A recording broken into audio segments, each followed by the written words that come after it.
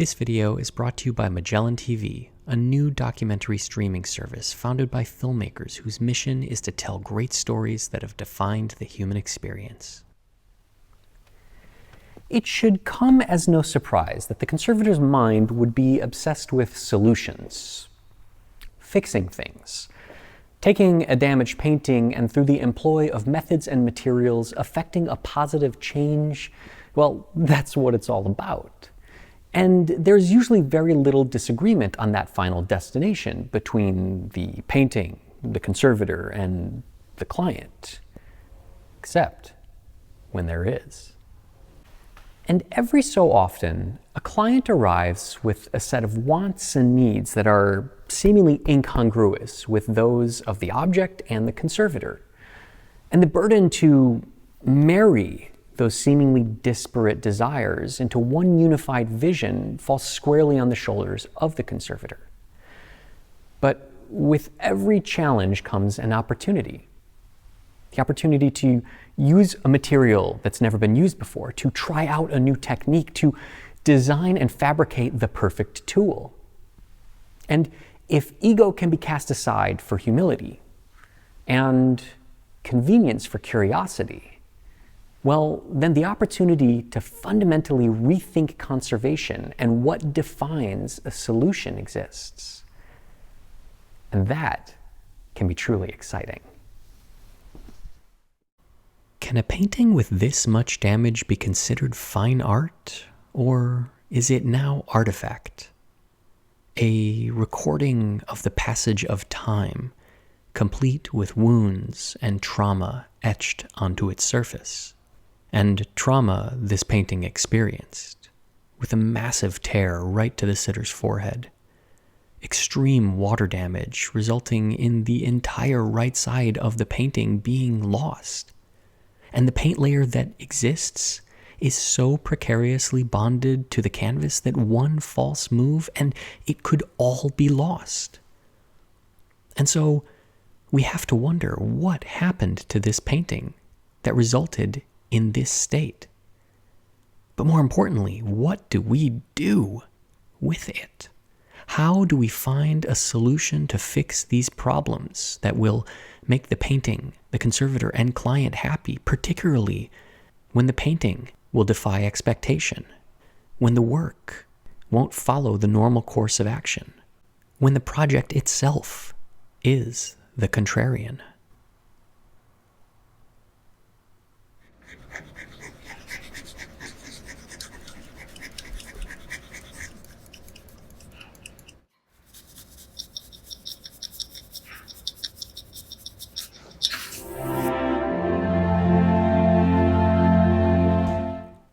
Unconventional stories that defy expectation, contrarians, are inherently interesting. They can capture, transport, and touch us in ways that we may have not thought possible. And there's no better place to experience those stories than on Magellan TV.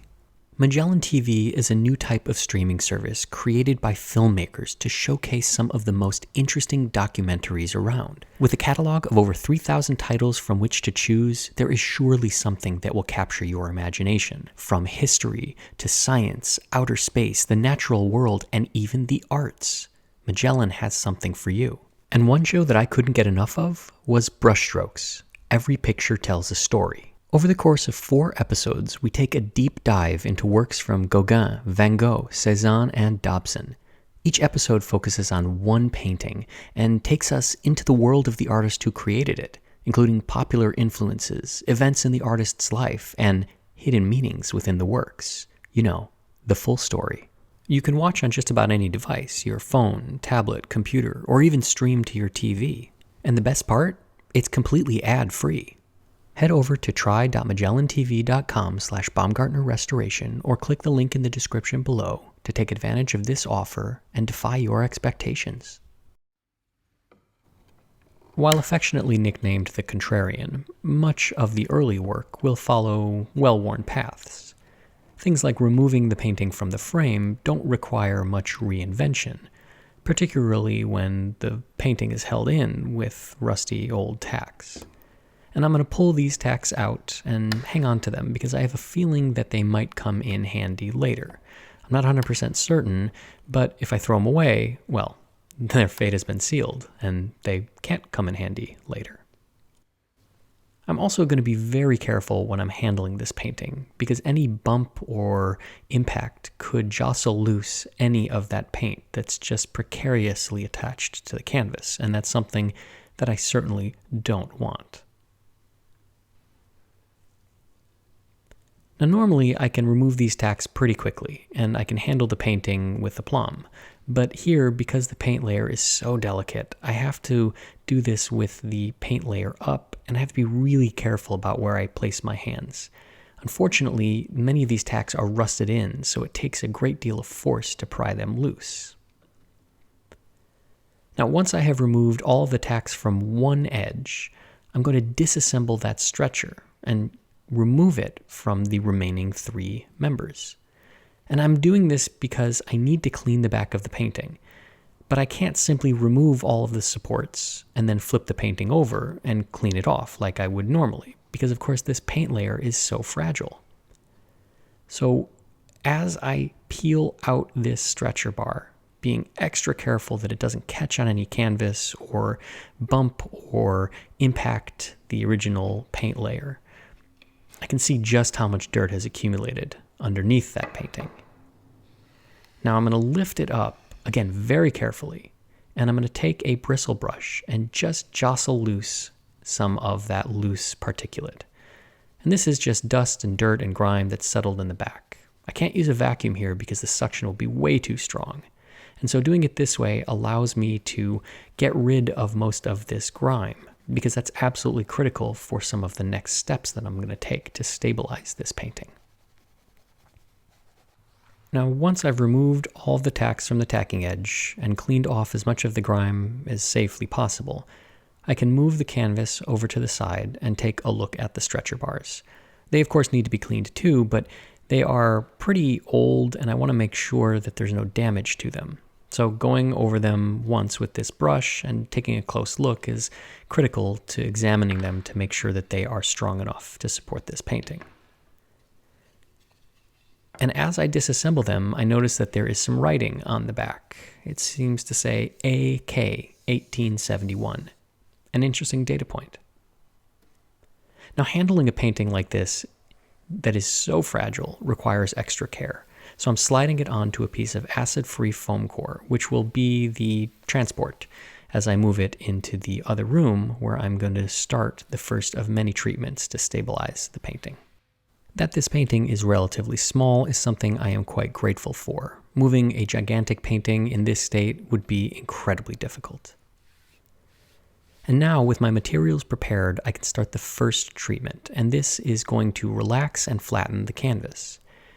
But in addition, because this canvas was properly prepared with a rabbit skin glue size, I can reactivate that adhesive.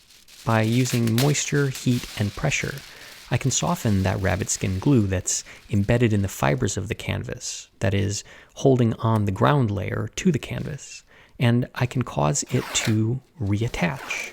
Now, that adhesive is not going to be the only thing I rely on to stabilize this painting, but it is going to be the first line of defense. So heat on, vacuum pump on, and I will let the painting sit for a couple of hours until it is completely cooled. I'm using a balsa wood brayer here to press down the paint layer. And I'm using balsa wood because it's soft and it will deform when it encounters any impasto or texture, rather than causing any damage to the paint layer. Letting the painting rest under weights for a few days as any residual moisture dissipates and it acclimatizes to the relative humidity of my studio is absolutely critical to making sure that the painting doesn't distort. And as I roll back this felt, we can see that none of that paint has attached to it. No paint is loose. It's all flat and bonded back down to the canvas. But I'm not comfortable trusting that old rabbit skin glue size to stabilize this painting. So I'm going to be doing an adhesive impregnation. And that all starts with a thermoplastic conservation grade adhesive. Now this is removable with heat or solvent, and I've thinned it down to almost the consistency of water, so that when it's heated up and flows freely, it can penetrate into and through all of the canvas fibers, up into all of the nooks and crannies and voids where the paint has been lost or is not fully attached back to the canvas. The roller makes quick work of this, and it gives me a nice, even distribution. It's certainly possible to use a brush, but it's less effective, and spraying this adhesive is incredibly messy and incredibly dangerous because of the solvents that become airborne when this adhesive is atomized. Now the goal here is for the entire canvas and paint layer to become completely engulfed with this adhesive. It doesn't help if the adhesive sits on the back of the canvas. It really does need to penetrate into and through every area it can, and that's why thinning it is absolutely critical. Even though this adhesive is thinned, it still retains a high degree of adhesion. That's one of the great benefits of this conservation adhesive, that unlike some others, when it's thinned, it doesn't become less strong. With the adhesive allowed to cool and dry, I can then transfer the painting to the hot table, where the second part of the adhesive impregnation will take place. Sandwiching the painting between several layers of siliconized PET film is necessary to make sure that the painting doesn't get stuck to either the table or the top layer of film. Once that sandwich has been created, I can lay down the top layer, tape it down, and create an airtight envelope. The cotton webbing surrounding the painting runs to an evacuation port in the corner of the table that's hooked up to the vacuum pump. I'll turn the table on, heat it up, extract all of the air, and then use my balsa brayer to run over the painting. The heat will reactivate the adhesive, the pressure will force it into all of those voids, and then, once the painting has been allowed to cool, I can peel back the tape, open up the envelope, and start to remove the siliconized PET film. And you can see that the release film is absolutely critical. It has made sure that none of that paint layer has been bonded to anything but the canvas. This is going to provide an exponentially stronger bond than the rabbit skin glue size that I reactivated earlier. Now, because that adhesive was really thin, and because there was a lot of raw canvas, naturally, much of it penetrated through the canvas and rested on the surface of the painting. And I need to remove that because it's unsightly and it doesn't need to be there. So using the appropriate solvent, I can run over the surface of the painting, and in a matter of seconds, the adhesive will start to swell that solvent and release itself from the surface of the painting. It's incredibly easy. As you can see, this is one of the great benefits of using conservation-specific materials. They're predictable, and we know how to work with them.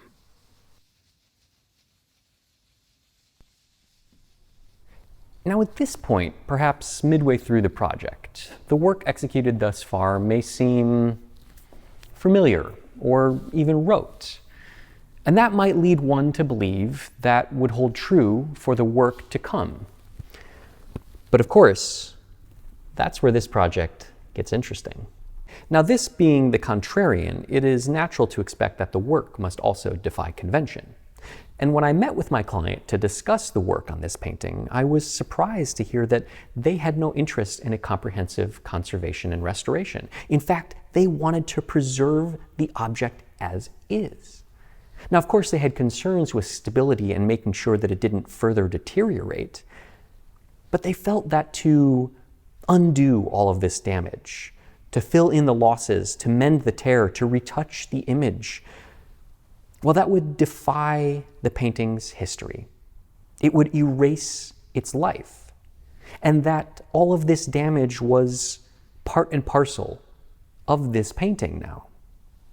Its character, its patina, its charm.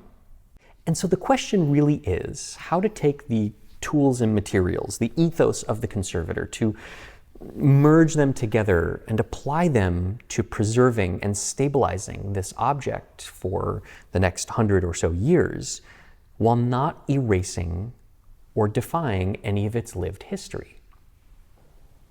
And if we shift our thinking just a little bit, employ a little creativity and perhaps a large dose of humility, well, I don't see why that's impossible at all. Now, before any work gets way too unconventional or contrarian, there are still a few basic steps that need to be taken to make sure that this painting can go back onto the stretcher eventually. This tacking edge was pretty worn and pretty thin, and I didn't have confidence that it would be able to support the painting once it goes back on the stretcher, so I'm going to reinforce it with some silk organza. And I'm going to use the pre-cut strips I have in my scrap bin, and I'm going to apply the adhesive film to the canvas. And this is the same adhesive that I used to do the impregnation. So not only is the adhesive reversible, but it's going to give an extra good bond because this canvas is already saturated with this adhesive. Using a basic iron without any steam and a relatively low heat, I can tack on this adhesive film and then peel back the release layer and then lay down the silk organza onto the film. This silk organza will just make sure that the fidelity of the original canvas is enhanced. It's not as strong as a strip lining, but in this case, because there is a tacking edge, I don't need to add material. And in addition, if I added material, well, it would be visible. Everyone would see that I was there. Precisely what my client doesn't want. So the choice of using a concealed material that is going to add structural integrity was absolutely critical. Now, as I move along, I'm using my handled weight with a piece of oak on it to make sure that this canvas doesn't distort. Because if it does, well, I've created a problem while trying to solve another one. Now, this silk organza was larger than the tacking edge. And normally it wouldn't be a problem to leave this. But again, I don't want any of this to be visible. My client doesn't want any of this to be visible. That would indicate that work has been done, that it has been to a conservator's studio. So using a very, very new and very sharp scalpel blade, I'm just going to slice off this silk organza right to the edge to make sure that it's completely invisible. Nobody will ever know that I did any treatments to stabilize the structure of this canvas.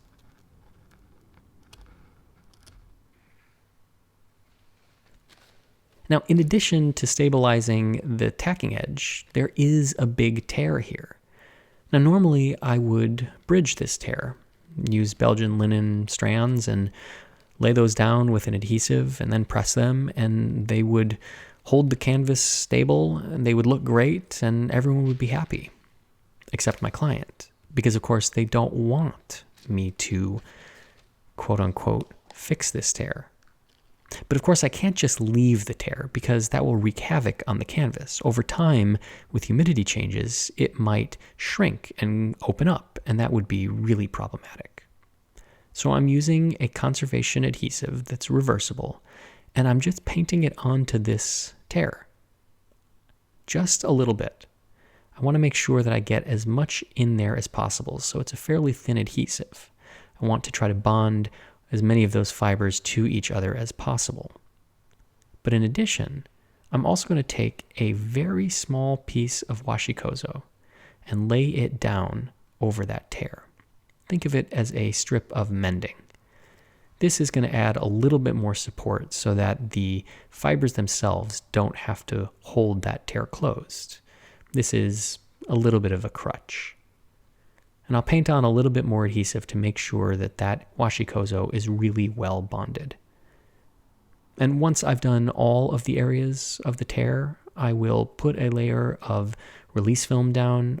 I'll cover that with some felt, and then I will put some weight on this so that it can dry without distorting, and also it can stay flat. After a few days, it's time to remove the weight and the felt and check to make sure that the bond was secure and that I don't have to redo it. Then I can flip the painting over and start working on the tear. Now, normally I don't want any tears to be visible, but my client does. That's what they want out of this. So I'm going to peel back some of those canvas fibers that got depressed down so that they stand proud and still look like a tear. This will allow the painting to have its tear while still being stabilized. I have often talked about the wants and needs of the client, the painting, and the conservator to be in harmony for any project to be successful. And on the cleaning of this painting, well, that's one point at which I asserted my wants and needs as a conservator. Initially, my client did not want this painting cleaned, but I insisted that it was to be cleaned. We discussed it a little bit, and my client shared their concerns that the painting would look too new and that it wouldn't be in balance with the existing damage. I reassured them that was not going to be the case, and that if for some reason they felt it was too bright or too new looking, I could take corrective action, a tinted varnish per se, to return it to a darker or more dirty state. It is that delicate balance between conservator, client, and painting that, if brought into unison, will determine the success of the project. It may be difficult at times, but if everybody can give a little bit, take a little bit, and come to an understanding, well, then success is much more within reach, and everything will generally work out for the better.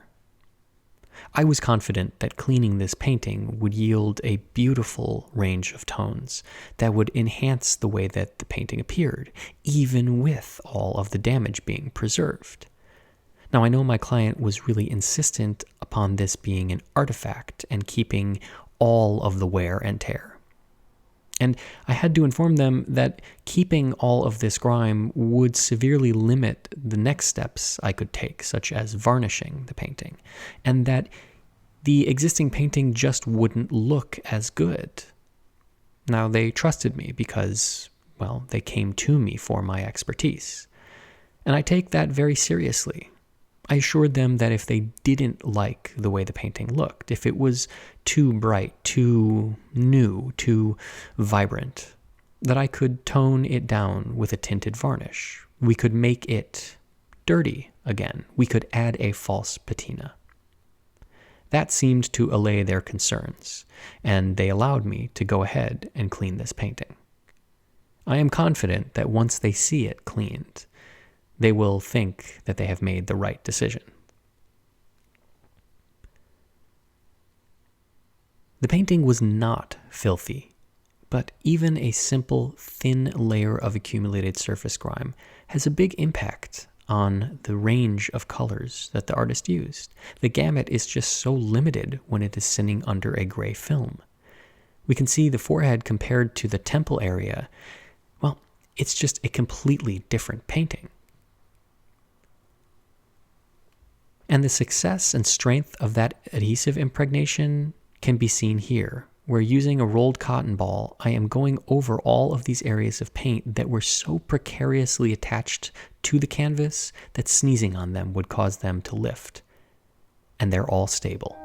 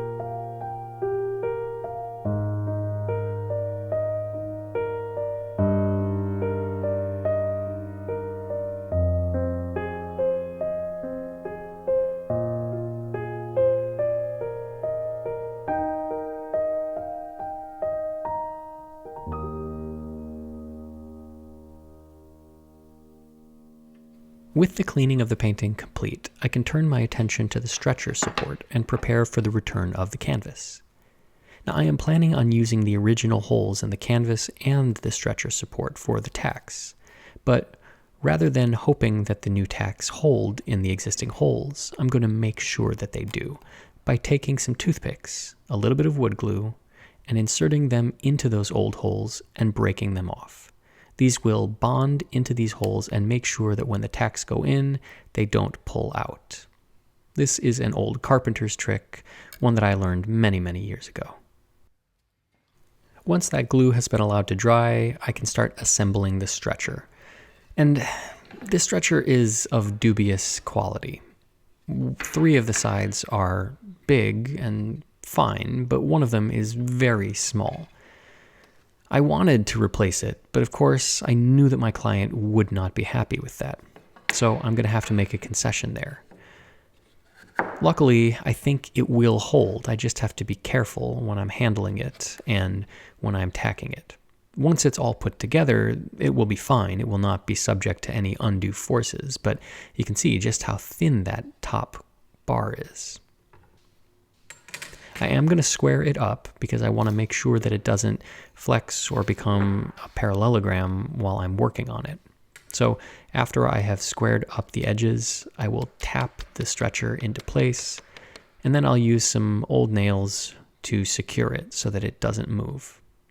I've been using these nails for probably 15 years, and so they're all bent out of shape, but they are trusty and they seem to do the job, so I don't really see the need to replace them. With the stretcher ready for the canvas, I will transfer the canvas onto the stretcher and start aligning it, making sure that all of the corners, all of the sides are precisely where they need to be. Now, because I'm using the original holes, I can use them as a registration system, so to speak. And I've saved the tacks that I pulled out. Rusty, bent, and questionable. But this is what my client wanted, so I'm going to use them.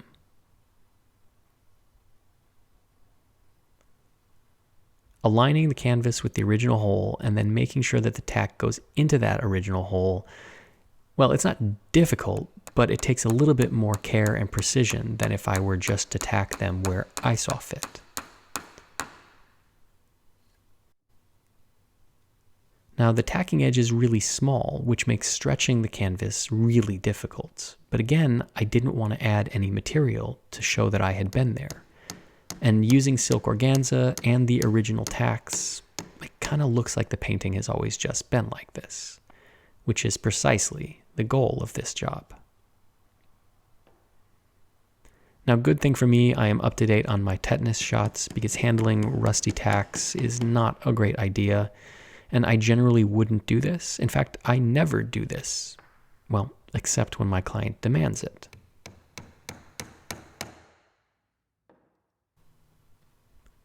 So I will work from the center out just like I normally do and limit myself to only using the existing holes for the tacks. Now the painting had 3 of its 4 original keys, and so I'm turning to my bin of old keys to find some that match. Again, I would normally just cut a new key out of new wood, but here I don't want to add any new material. So I'm looking through all of these old keys for something that's the same size, same grain, same basic appearance as the original that then I can cut down. Once I found it, I'll go over to my bench and I'll start trimming it down.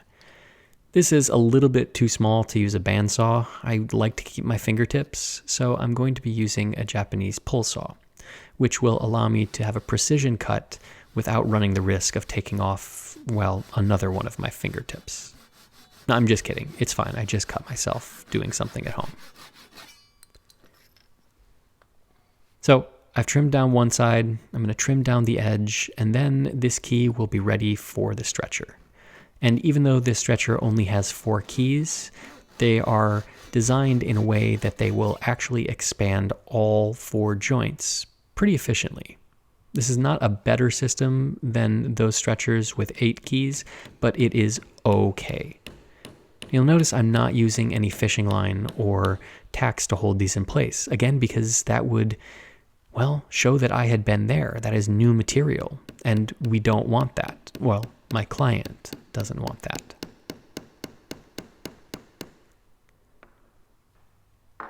And now the painting, well, it's all done.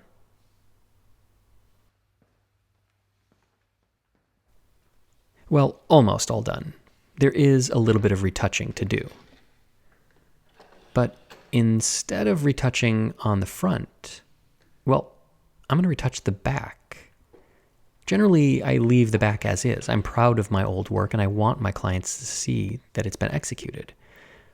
But again, here my client doesn't want to see this old work. So I'm using a watercolor medium to tint the washikozo that I laid down. And this is just like regular retouching, except, well, on the back. And here the goal is just to disguise this enough so that it's not distracting, so that when one looks at the back of the canvas, they don't see these bright white areas. It's really, really difficult to retouch a medium onto a canvas to make it look like a dry canvas. So we're not going for absolute perfection here. We're just looking to disguise and minimize. And so adding some paint and doing a little bit of retouching and just making sure that it kind of blends in and doesn't catch your eye, well, that is the ultimate goal here. And I think that has been achieved. Now, no varnish for this painting because, of course, raw canvas can't accept varnish. It becomes almost impossible to fully remove. So this painting will live dangerously, as if it hasn't already. Now, instead of using Z-clips and screws to hold this painting in place, I'm using some really old, really large tacks that I pulled from another project. And again, I'm going to use the old holes that existed from those other nails, and I'm going to hammer these in, and they are going to provide enough support to hold this painting in place.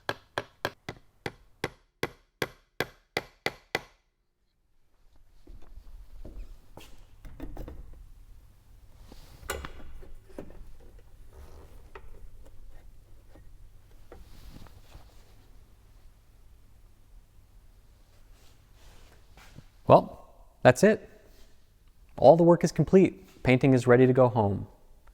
And, some of the ironies about this project were that the work itself wasn't fundamentally easier. Yes, not having to do all of that retouching certainly made it a shorter project and maybe a little less stressful. But it still took a lot of effort, a lot of patience, and a lot of focus. And the final product, the outcome, is not a radical transformation. The painting kind of looks, well, the same. And that might lead one to think that this wasn't a successful project, that the outcome was less than stellar. But that's where one would be mistaken, because all along, the goal was never to return this painting to a state pre-damage. It was merely to preserve it, to conserve it in its current state, to pay homage to the artifact, to its life, its scars. And yes, my fingerprints are all over this painting, front and back. But the fact that they're invisible and that nobody knows that I was there, well, for this project, I think that's a true marker of success.